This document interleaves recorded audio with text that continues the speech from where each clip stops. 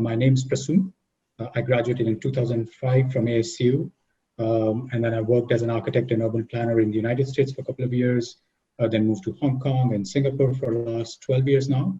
And I founded Billion Bricks as a nonprofit about 7 years ago in 2013. And this year in 2020, we've shifted to a new for-profit model.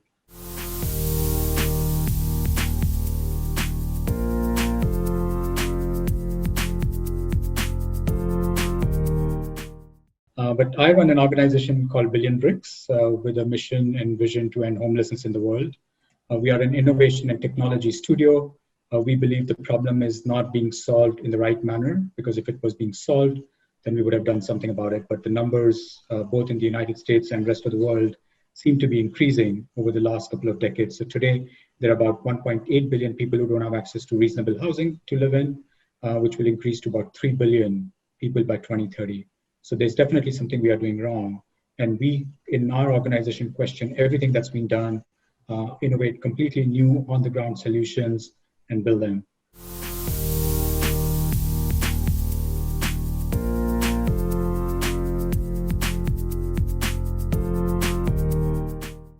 Yeah, so there are a couple of projects I would want to maybe mention about. One is we provide these temporary shelters called weather hides, which are world's first insulated tents for the homeless. And a lot of homeless people actually die across the world because of reasons which are as trivial as weather. So this could be winter deaths, this could be summer deaths, it could be deaths around rain, and there isn't a concrete solution for them across the world. So weather hides are world's first insulated shelters that ensure that people do not die. We ship them across the world wherever there's a need. Most recently, we got a call from a city in Florida.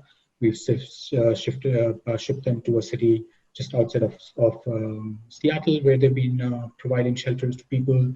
We've shipped them to Philippines, to Rohingya refugees in Bangladesh, to a lot of them in India, in Nepal, and that's the core one very large project that we work on all the time.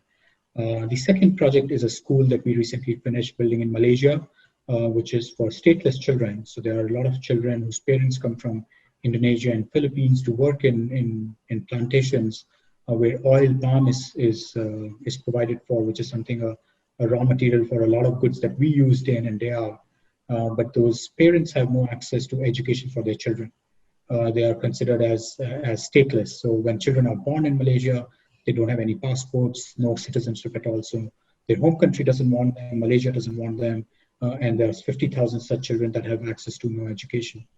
So there are some NGOs that run schools for them, and we recently built the first school for them, which has won numerous awards.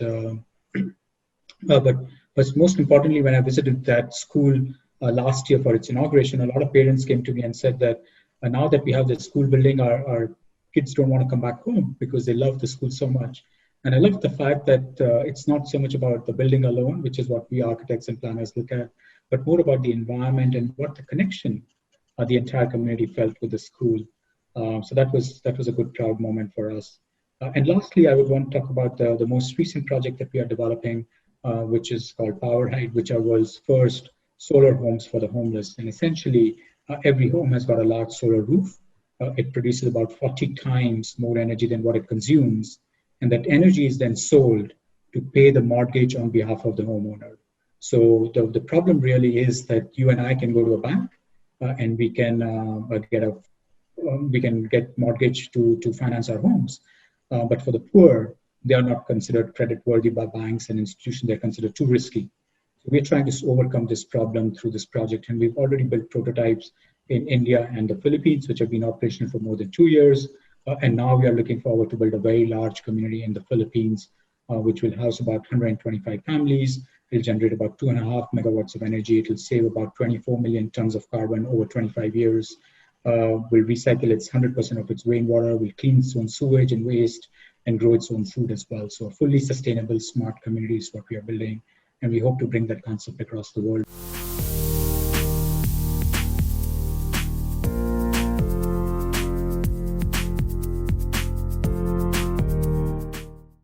I mean, I love what I do for sure, and there's just so much more to do. There's always a new idea. There's always something which is not working. There's always something new to explore. And what I've also realized is that I started this. I mean, I had no resources, and And I just kind of one day quit my job and founded this organization to say, okay, I just want to do what I think is the right thing to do. And so many people from all across the world have come forward to support us, to give guidance, to provide money, to provide resources. Today, more than 5,355 people live in shelters or schools that have been built by my organization in over 9 countries. And all that has happened organically. More than 10,000 people have been supported in disaster relief programs by us across the world. And again, everything has been happening on its own and not so much by design. And I love the fact that there's so much need. I'm also a little bit cynical about what a lot of the things are happening in the world, what we learn in the schools and universities. And if you ask a reasonable question to anyone about any of the difficult world problems, right, whether it's climate change, whether it's housing, or whether it's environment, pollution, everybody seems to have an answer. They'll never say we don't know how to solve it. And I think that's the question that we are trying to ask at Billion Bricks, to say, how can we solve it? And that keeps me going all the time. And I love my job for that, answering that question.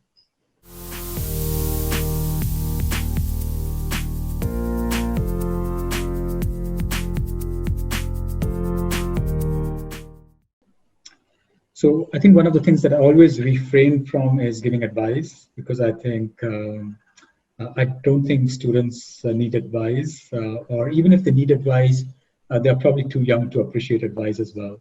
And I think the best way for students is to learn on their own, right? So to be open-minded when they go to a university, right? And I think our education system often teaches us too much. So students should be aware to not learn too much and question everything that a university or the professors or the teachers tell them, and not take it on the face value just because teachers have told them.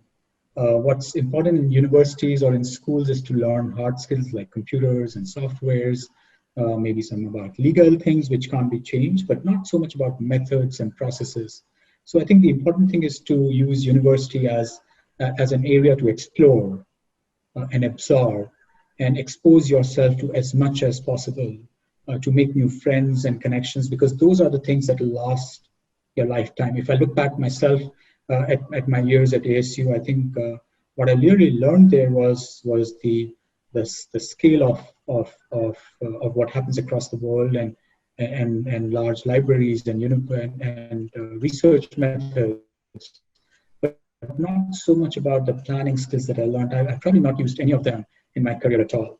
So I think that's an important aspect for people, for students to learn, is to use universities as a place to explore.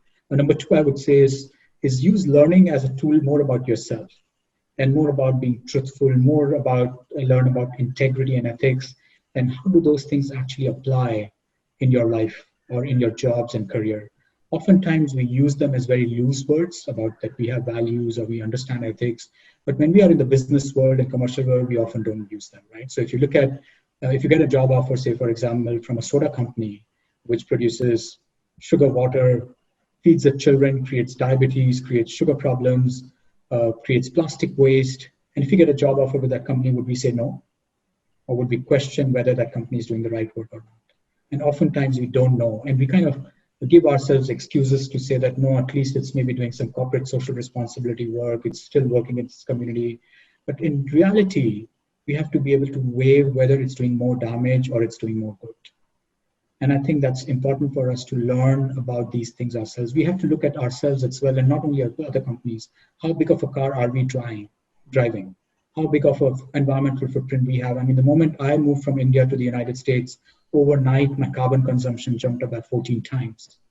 So is it really right for us to go around and tell the rest of the world that, okay, we need to solve climate change crisis? I think we need to solve it ourselves first before we start teaching the rest of the world. So I think this is important, to learn more about yourself, be truthful, and then go out in the world. And the last thing I would say is, I think the most important thing is to not take anything at face value and question everything. Question your professors, question methodologies, processes. In planning industry, we learned so many methods and processes to involve community and in how to build projects and stuff. But in reality, is that really the right way to do? Because if you really see, if you want to change things, if you want to do the things right way, then you have to question everything, and that's how the world changes. I mean, we designed our organization around housing only to question everything that all the experts in the world have been telling us about solving the housing crisis, because it has failed us. I mean, you go around the United States, you'll see more people on the streets than you ever saw 10 years ago. I was in Los Angeles about 2 years ago, and that was my visit after 10 years. And you see much more people on that street all the time. And I was speaking recently at the Senate in Sacramento, addressing a lot of your leaders. And I told them the same thing, that we believe that we know the methods, but nobody dares to go in and say, I don't know. So I think that's an important lesson that we should learn, to really say that we don't know something.